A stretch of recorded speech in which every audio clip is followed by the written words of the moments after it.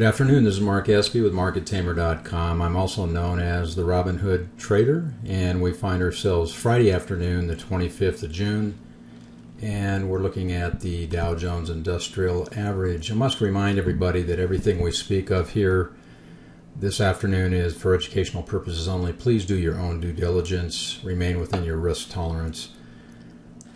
Well, interesting week. It wasn't a surprise to me. As indicated in my analysis last week, I felt that we would fall this week. We put in a shooting star type of a pattern. It wasn't classic, but close on last Friday. And we put it in on very large, fairly significant volume. And then the following Monday, we had this tremendous wick to the upside, rejecting higher prices, and that was the beginning of the fall. And then on Tuesday, big down day, Doji day on Wednesday, Thursday, another large down day, and then today we finished up with a High Wave Doji, or very narrow range spinning top type of a pattern.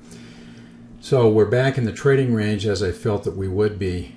We once again fell back below the 200 simple moving average. We spent just a brief period of time up here. Once we penetrated this, we were sideways with a lot of indecision. Doji, hanging man, spinning top, and then there we came back down. So the question is now, where do we go from here? There actually is fairly significant support at the level just beneath this, at the low from this Doji that was put in today.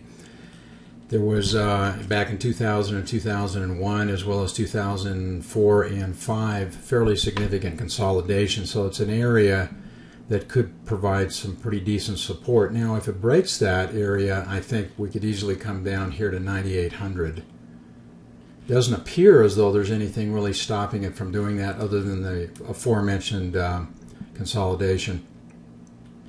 The other thing that could happen is we could come back up here and test the bottom side of the 200 simple moving average once again. So we're back in a range. We just need to follow the market. And at turning points, I'll point those out to you certainly. This could in fact be a bounce back up because there was fairly good volume today on this. And whenever you see that on a narrow range trading day, it could bode for a turn. Just as I had been warned of that when I saw the shooting star last Friday, and that was put in fairly decent volume, I felt that it was going to fall. On the upside, we have a high here at 10,600 on this spike. We also have the swing high at 10,900, and then the April 26th high at 11,220, I believe it was. We also have a swing low from back here in February. That was February 5th, and that is about 98.35. I believe that's what that low was.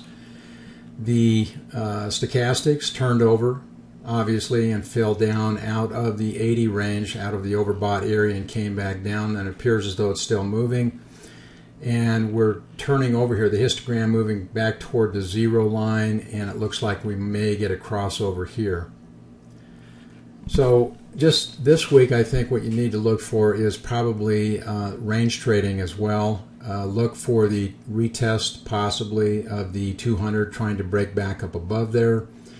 If it doesn't stay right in this narrower range that we see right here, if it breaks down below the low that was put in today, it could challenge 9,800. Okay, we're going to move over and take a look at the SPX.